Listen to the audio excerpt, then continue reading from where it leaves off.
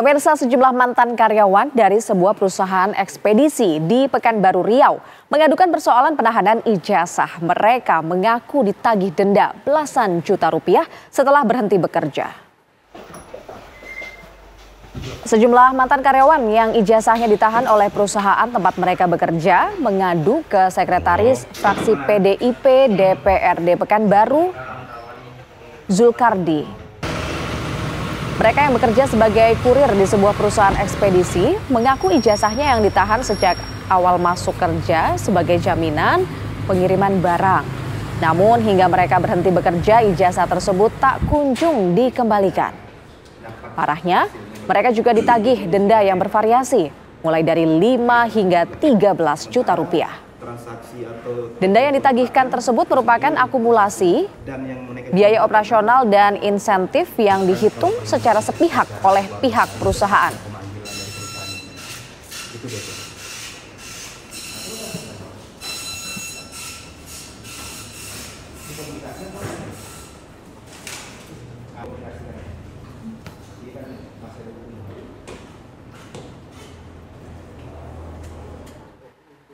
Sejumlah mantan karyawan dari sebuah perusahaan ekspedisi di Pekanbaru Riau mengeluh soal penahanan ijazah.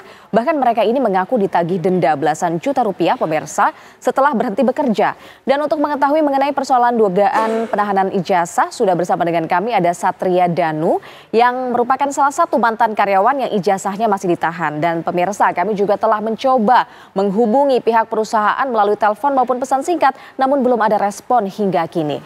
Mas Satria Danu, selamat pagi Mas. Selamat pagi Mbak. Mas, bagaimana kondisi atau situasi ijazah Mas Danu ini saat ini? Apakah masih ditahan oleh pihak perusahaan? Sampai saat ini ijazah saya masih ditahan. Dari tahun 2019 saya bergabung.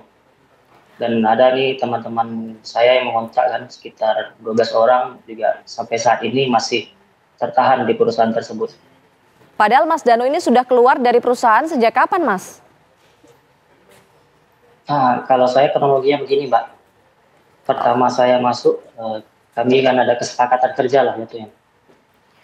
Oke. Dalam kesepakatan itu ada saya menyepakati berdasarkan wilayah. Alasan pihak Pada perusahaan. awal bekerja,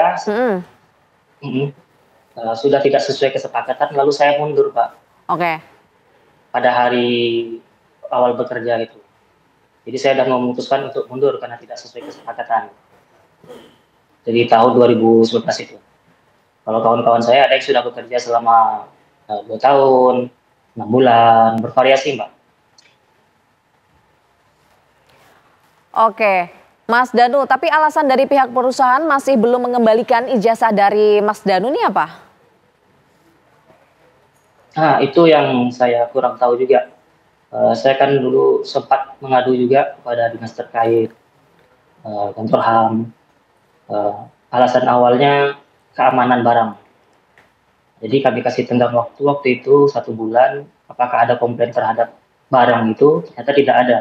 Seharusnya secara tanggung jawab itu sudah selesai, down gitu ya.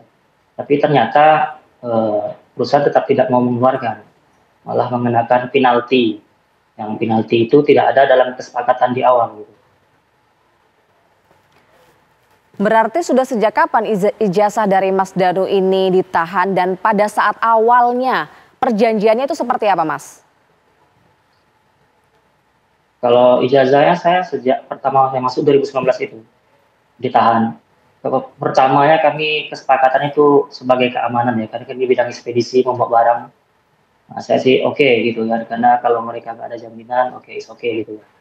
Tapi setelah berjalannya pekerjaan tidak sesuai lagi tuh dengan kesepakatan awal kan saya waktu itu berdasarkan wilayah, karena tidak sesuai, saya juga baru 2 hari langsung saya bilang ini kan tidak sesuai dengan kesepakatan kita nih, daripada berlanjut saya memutuskan untuk mundur. Tapi waktu itu SPV-nya menyarankan untuk lanjut saja dulu, nanti bakal ada perubahan. Ternyata setelah 1 minggu tidak ada juga, maka saya memutuskan ini mundur gitu, karena udah dari awal tidak sesuai. Oke, mereka terima mundur, tapi minta waktu dulu atas kinerja saya apakah ada bermasalah atau tidak gitu kan. Ternyata setelah ditunggu kan tidak ada komplain, tidak ada masalah gitu kan. dan seharusnya itu udah selesai gitu dan ijazah saya dikembalikan. Tapi ternyata mereka meminta penalti. Nah, kalau ijazah saya mau kembali gitu. Oke, berapa uang penalti yang diminta kepada Mas Danu? Dan sebenarnya ada berapa sih Mas orang yang ijazahnya juga ditahan oleh pihak perusahaan? Kalau di tahun saya itu rata-rata semua pegawai yang masuk ijazah ditahan.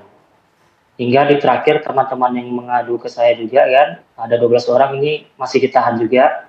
Kalau untuk nominal berbeda-beda Mbak, dari 5 hingga kalau saya di 13. Itu akumulasinya kalau saya dari kemungkinan saya bekerja 1 tahun ke depan.